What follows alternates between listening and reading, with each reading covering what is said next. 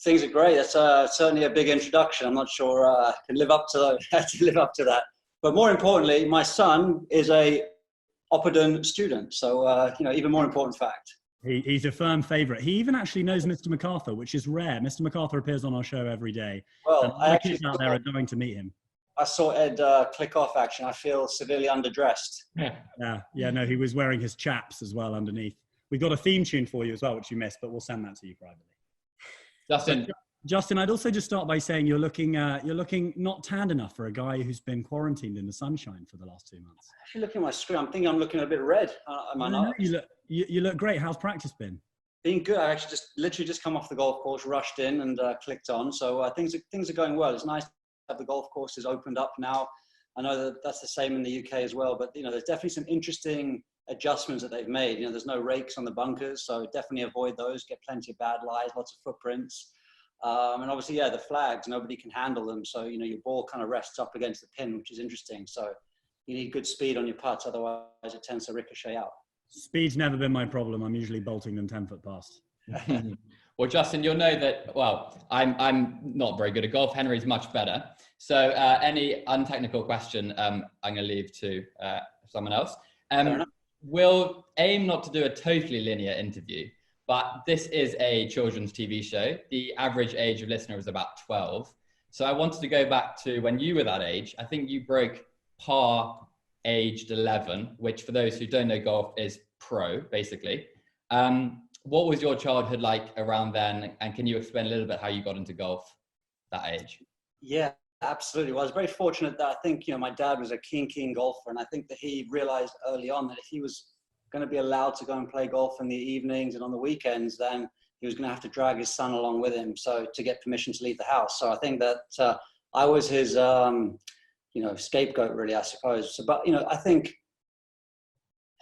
I took to the game. I showed a passion from a very early age, probably the age of 5. And then my dad did a wonderful job. Well, my mum actually bought me my first set of clubs, and it goes back even literally since I could walk. I've been swinging a golf club. I mean, obviously age 1, 2, 3, you have no idea it's golf, but you're just developing your hand-eye coordination and just happy to whack a golf ball around the garden. But from the age of 5, I was really enjoyed playing 9 holes, and my dad would set me these mini targets. And I think it started off shooting 70 for 9 holes was the first goal that I ever had from memory. And it took me a while to achieve it, but I think I managed to wangle a train set out of that one. But I think, my dad did a good job keeping it fun. He kind of pushed the boundaries. He kept me competitive. He kept me working hard at it, but I never felt like I sacrificed my childhood for it, which I think is really, really important in terms of having a sustainable career in sports. I think, obviously I think age 11, 12, 13, I think a lot of kids are getting very, very good at their chosen sport. But I think there's a lot of evidence and a lot of talk now about specializing too early in a sport can often lead to burnout as well. So I think it's key to keep your options open. I think it's very good to pursue a goal and to have a very single-minded approach. But I think it's good to be rounded as well. And actually by being a well-rounded sportsman, at least, I mean, obviously that's great in education too, but to be a well-rounded sportsman, I think can ultimately improve your chosen discipline because, you have a little bit more, maybe not as prone to injury as much. Your body becomes a little bit more versatile to different movements. So anyway, my childhood, I mean, it was great. It kept me out of a lot of trouble. Golf kept me out of a ton of trouble. I was at school, I wasn't the greatest student, very often seen sitting outside the headmaster's office. So I think golf was a very positive outlet for me. And as you know, it's quite a time-consuming sport. So there wasn't much time to get into trouble after golf. Fast forwarding a bit, you're 17 years old, you've just turned pro. You head to the British Open, probably fairly low expectations, I would imagine, at that age. And you tie for 4th in 1998. Ridiculous scenes. Could you perhaps describe a little bit of that famous story and how it felt at the time?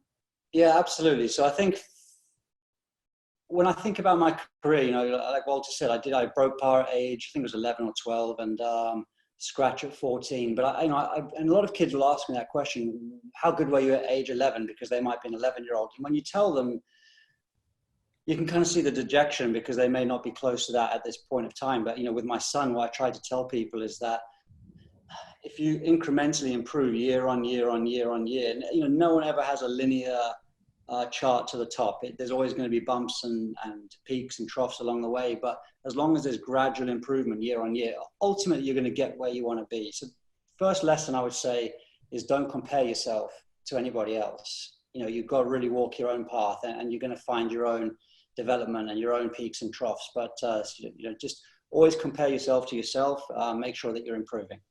So that's why I don't like to sort of highlight, you know, at 17 finishing fourth in the Open, because I was always ahead of my years in terms of, you know, the guys that I was competing against. But in turn, that ultimately created a lot of problems for me, because I did turn pro very early. I was age 17, and I had no real peers on the tour.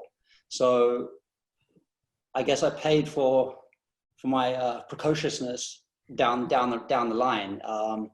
But yeah, going back to that week, a lot of people still remember me for that kid who chipped in at the 17th hole at the Open Championship. And it was like a fairy tale ending. And I still love that picture of me. I hold my hands up and I look up to the heavens, and I think it was embarrassment. I think I literally looked up and went, oh my word, what have I done? And I think I was blushing even. It was just a very audacious way to finish a golf tournament. It was my last shot as an amateur, and, you know, fond memories. But I think because I finished my amateur career that way, there was an awful lot of expectation on me to start my pro career that way. And I'd made the decision to turn pro probably 6 months prior, to be honest with you. And it was more about a 3-year plan. I knew I wasn't the finished article. I knew I wasn't ready to compete against the pros week in, week out. But I also had the mentality that where's the best place to learn about the pro tour? And that's the pro tour. But I wasn't ready for the sort of the fame, if you like, and the expectation that went with it. And my game suffered, really did. I think it's important to like recognize the setbacks too. After that amazing Open experience, am I right in saying you missed 21 cuts in a row? You know, exactly, we've all had our bad day on a golf course. That sounds like a few. How did you handle that disappointment after such a high? I think that's ultimately what makes you stronger in the long run. And I was able to, I think I had to separate the Open Championship became the skewing factor, and I had to look at my overall career as an amateur, and I sort of had to break it down. Okay, who is Justin Rose? Well, he's a talented young golfer. He was the youngest Walker Cup player, blah, blah, blah. He can obviously play the game. I'm talking about myself in a third person, but, you know, he can obviously play the game. And if you couple talent and hard work, it seemed like a simple equation to me. And that was the equation I put all my trust and faith in. And I think the one thing that, when I look back, was probably lucky or smart, whichever way you want to look at it, is that when I would miss a cut by 3 shots one week, and then I'd miss a cut by 2 shots the following week, instead of beating myself up and telling myself, oh, you know, you're worse, you've missed another cut, oh my goodness, I would sell myself the story that I was making improvements, that I was getting closer, that I was gaining momentum. So I think that's really, really important, is the story you tell yourself around success, but more importantly around failure. And, you know, there's so many cliches around failure. You know, there's no failure, there's only feedback. And, you know, you can choose whichever way you want to frame it. But I think ultimately, if I had framed that part of my career poorly, I wouldn't be talking to you guys today. I wouldn't think. So, you know, and it kept me humble. And I think that's the thing. I've had other sort of downturns in my career, and throughout those downturns, that's when my back's against the wall. That's when I rely upon hard work.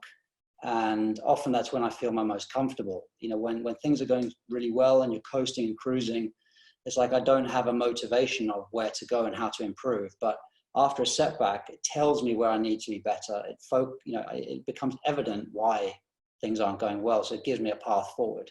And I feel like I'm in a bit of a phase like that. And I think the other thing, just to maybe mention to kids, is I think that there are cycles. You have performance phases where things are going well, and you have work phases. And the work phase always leads to a performance phase. That's lovely advice. And that's applicable across any walk of life, isn't it? So, absolutely. So for those listening, you turn pro, you have those perhaps slightly fallow years. Can you take us through a day in the life of a professional golfer? How does that exist? What are you eating for breakfast? How much are you training? How much time do you spend on the greens? Take us through a day there. You know, I think in my formative years, it was a lot of practice. And, you know, even as a young pro, I would say it was 6, 7, 8 hours a day for sure. And probably the one mistake most players make is we spend too much time hitting balls on the range, trying to perfect our golf swing on a flat lie in relatively, calm conditions. And I think when you play tournament golf, you never really face the same shot twice. So I think that practicing in a very sterile environment doesn't often lead to better scores.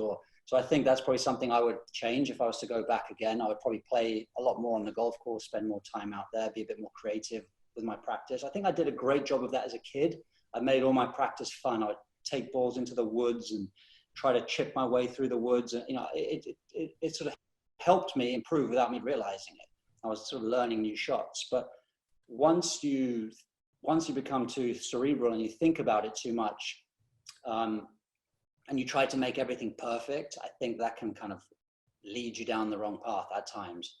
So a day in a life, yes, I used to practice an awful lot. And I think now there's more of a physical load with that practice that doesn't serve me. So, I'm a little bit older now, I'm touching 40 or coming up on 40. So I'm always looking at how I can work smart, not hard.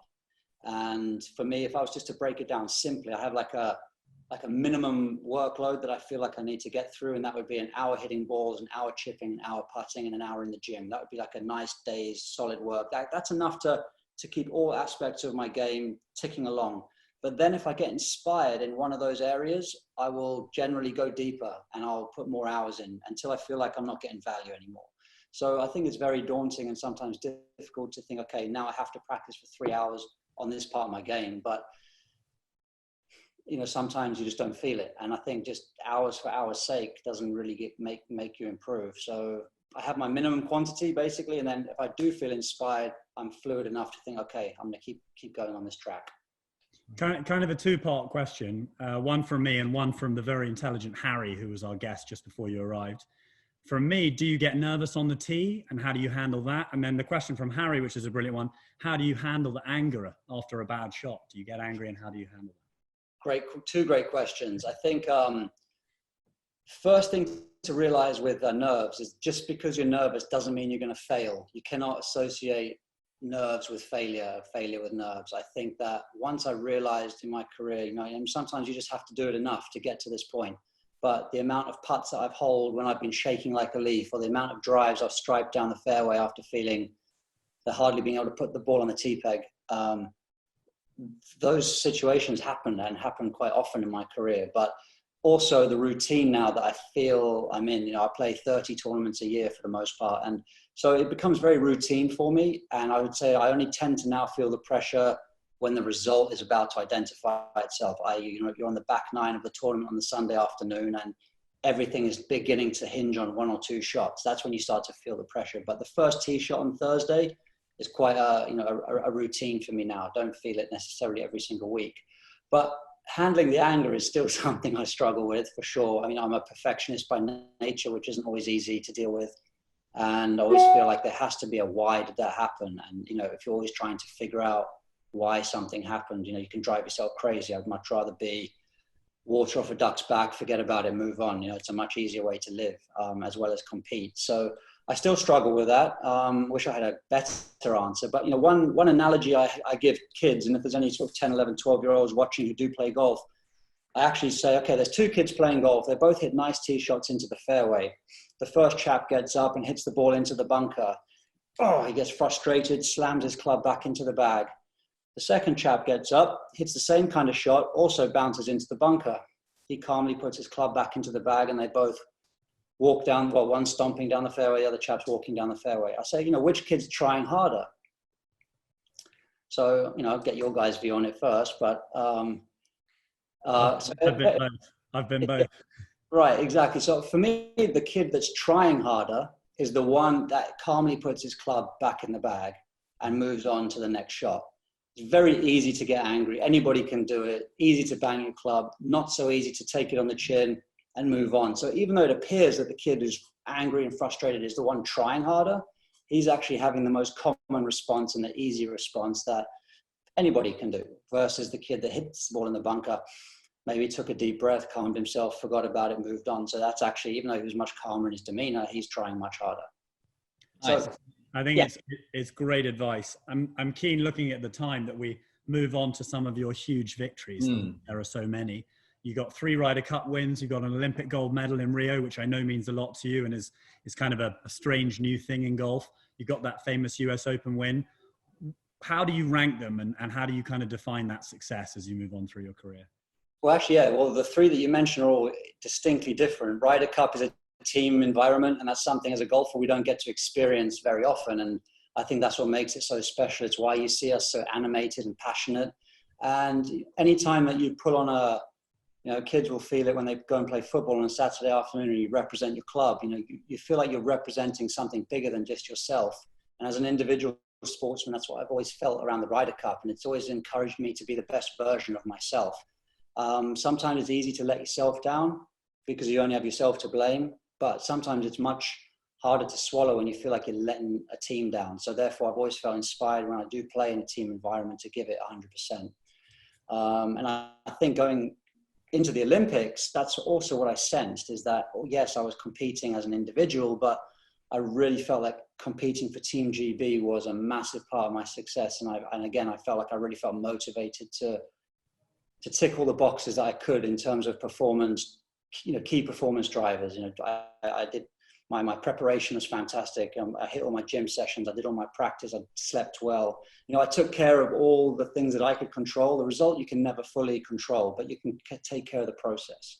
But just by wearing Team GB on my chest and wearing the uniform, I felt inspired to make sure that I did all the right things. Is it true? Is it sorry to interrupt? Is it true? And Nathan has asked how many holes in one. It's true that you got the first, perhaps if only, hole in one at the Olympics? Yeah, I believe that's the case. Actually, my son asked me recently, he said, have you got your certificate from the Guinness World Records for having the first hole in one in the Olympics? So actually I said I haven't, but I should ask for one. So yeah, all those achievements are very different. And the US Open, I would say, is probably the most selfish one, in the sense of that's been a target of mine since I was a little boy. I've always dreamed about winning major championships. I always feel like my career wouldn't have been complete without one. I'm trying to kid myself into thinking that my career won't be complete without winning all of them. So that's really my goal now, is to try to win all the majors. That would put me in some pretty rarefied company, and it's going to be a huge challenge and something not easy, but that's what I'm using to drive me daily now. So I think that the team element of the Ryder Cup puts it in its own category. The Olympics is one that's obviously it's an individual achievement, but I feel like the way the whole of Britain gets behind Team GB is like, I felt like I contributed towards something much bigger than myself, whereas the US Open was kind of for me and my family and my immediate team. So they all sit in their own little individual box, but if I had to choose one, the Olympics has given me more joy, and it's been more ongoing than I could have ever imagined. I hardly play a round of golf that I don't hear something about the gold medal, whereas the US Open is long forgotten by people, and Ryder Cup comes and goes every year or two. So the Olympics has been incredible. Obviously disappointing that we weren't able to go back and compete this year in Tokyo, but that's been pushed to 2021. So hopefully just kicking the goal further down the line, but it'd be great to go back and defend. It's a selfish question, Justin, but I know lots of people listening were with me. We were watching in 2012 in Medina, watching your game against Phil Mickelson on the back nine, and you said earlier in the interview that you only become nervous on that back nine. Can you take us through the moment that putt went in and how you were feeling?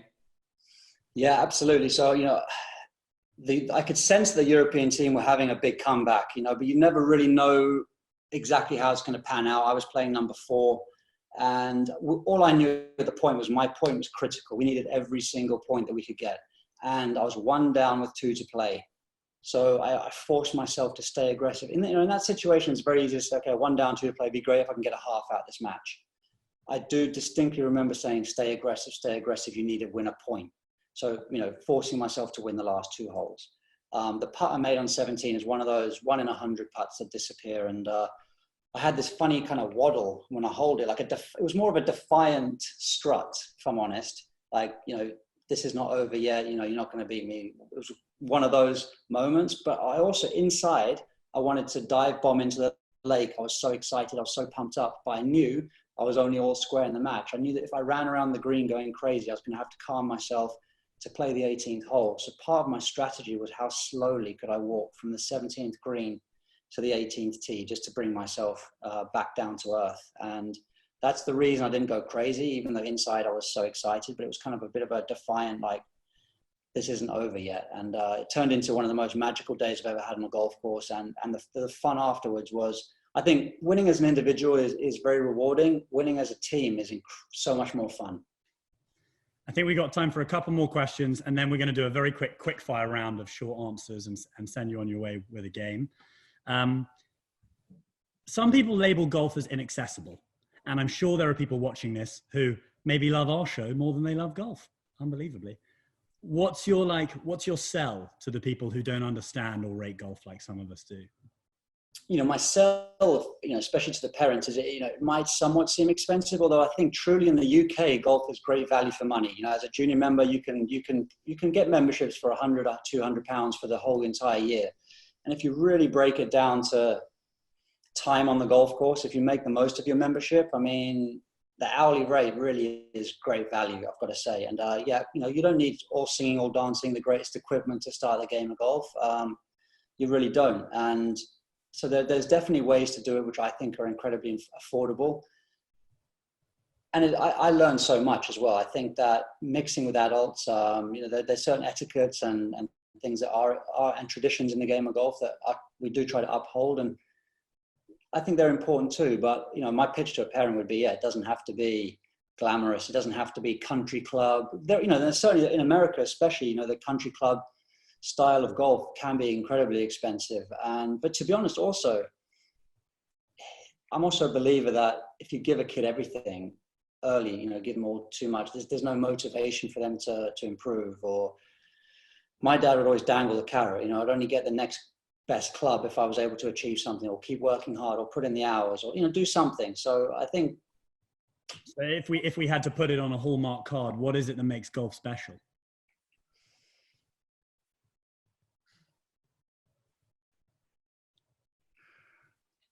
I mean, I think it's the integrity of it. For me, it's that you go out there, you're in charge of your own score.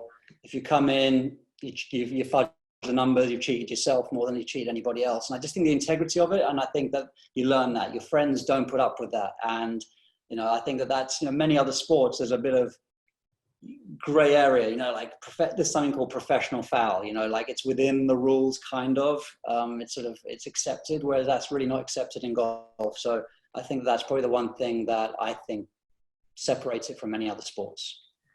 And one more question, and then we'll start our quickfire. Children, when they're doing maths tests or English tests, they're quite superstitious. I'm a superstitious person. I know on the golf course, everyone has their superstitions. Do you have any superstitions when you play golf? Is there a special routine you do?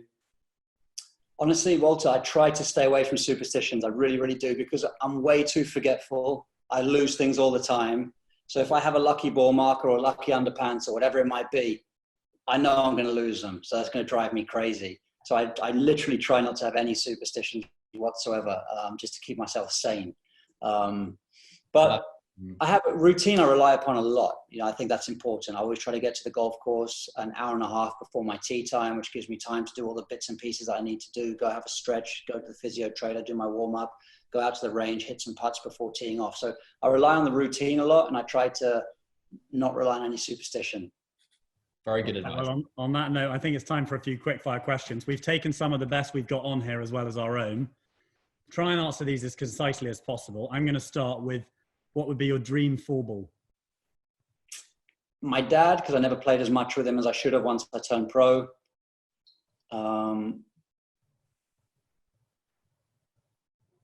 Arnold Palmer, because I never played with him. And Jack Nicklaus, the greats. And my dad, who was my greatest. Favorite club and favorite course?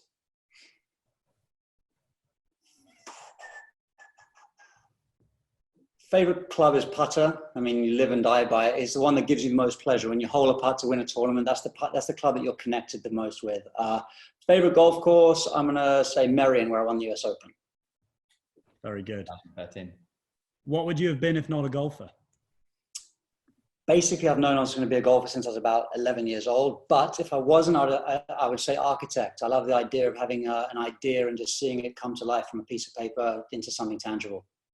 I think a lot of creative people go for architect. I like that one. Future win, you've got to choose Masters, or the Open? God, these are tough. The Open. The thought of having a glass of wine out of the claret jug is pretty motivating.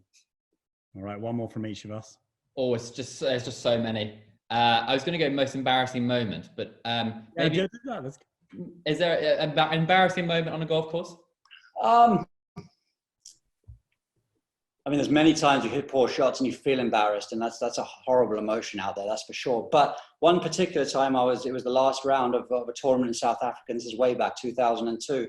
And I'm going through my routine, and I look down at my feet. I'm thinking, okay, they're aimed straight. My knees, they look square. Looked at my hips, and I went, I'm flying low.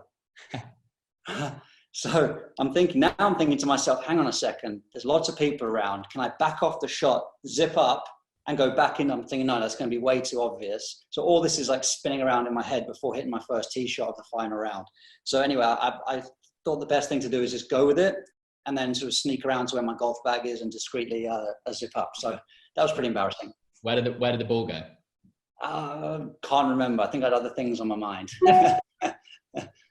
Well, I think last but not least, it's got to be a personal question from me, which is, do you need a practice partner at Royal St. George's in advance of the Open 2021?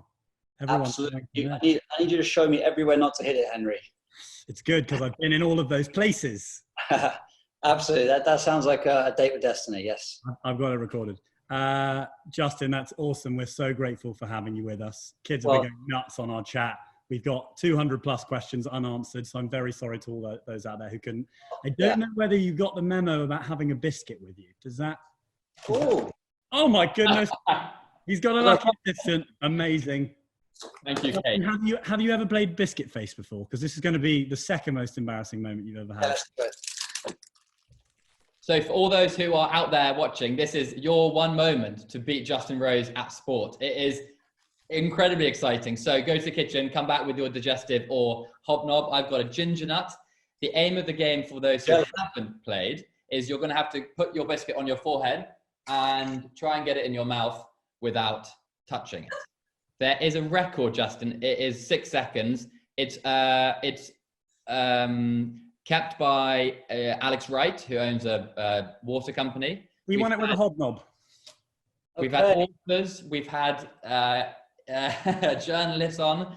Let's see if we can beat you. So, all right, we've got 30 seconds here. Ready? Well, I'll start the clock in 3, 2, 1. For you go.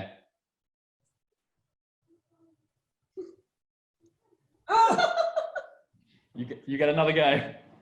Okay, so can't fall. Yeah, you get another go. 15 seconds. Oh God, the Oreo's defeated me. I'm on half an Oreo now. Can anyone beat Justin? There it goes over the nose. Oh, so close, I felt. Like a putt that rimmed the hole. Oh. Last go, and it goes. That was a true lip out.